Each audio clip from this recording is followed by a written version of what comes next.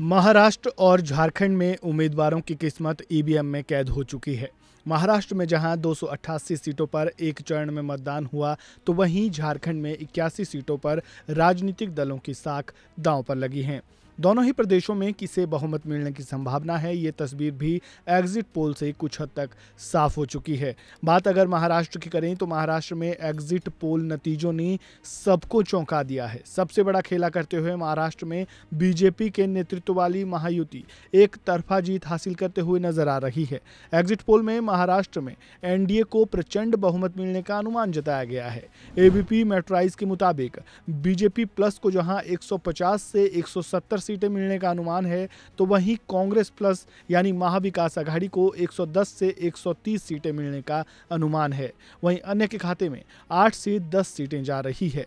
वहीं रिपब्लिक पीमार्क के exit poll के मुताबिक महाराष्ट्र में कांटे की टक्कर तो जरूर देखने को मिल रही है, लेकिन इसमें भी महायुति महाविकास आघाड़ी पर भारी पड़ते हुए नजर आ रही है। रिपब्लिक पीमार्क के मुताबिक बीजेपी प्लस यानी महायुति को 137 से 157 सीटें मिलने का अनुमान जताया जा रहा है। वहीं कांग्रेस प्लस यानी महाविकास आघाड़ी को 126 से 147 सीटें मिलने का अनुमान जताया जा रहा है और अन्य के खाते में 2 से 8 सीटें जाने का अनुमान है। एग्जिट पोल के ये नतीजे इसलिए भी थोड़े चौंकाने वाले हैं क्योंकि महाराष्ट्र में महाविकास आघाड़ी सत्ता में वापसी करते हुए नजर आ रही थी। चुनावी रुझानों के मुताबिक महाविकास आघाड़ी को समर्थन मिलता हुआ नजर आ रहा था, लेकिन एग्जिट पोल नतीजे कुछ और ही कहानी बयां कर रहे हैं।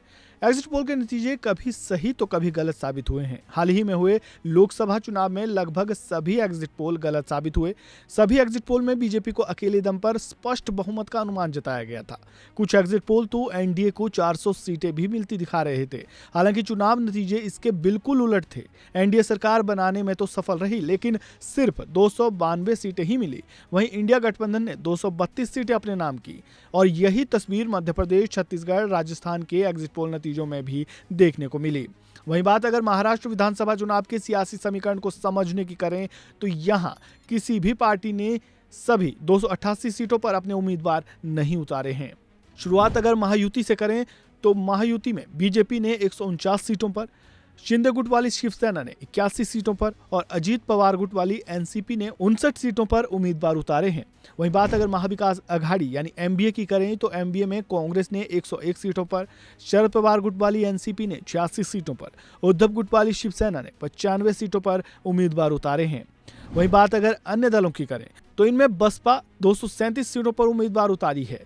वहीं वंचित बहुजन आघाड़ी ने 200 सीटों पर उम्मीदवार उतारे हैं। वहीं राज ठाकरे की एमएनएस ने 125 सीटों पर, महाराष्ट्र स्वराज पार्टी ने 32 सीटों पर, प्रहार जनशक्ति पार्टी ने 38 सीटों पर, राष्ट्रीय समाज पक्ष ने 93 सीटों पर और एआईएमआईएम ने 17 सीटों पर उम्मीदवार उतारे हैं।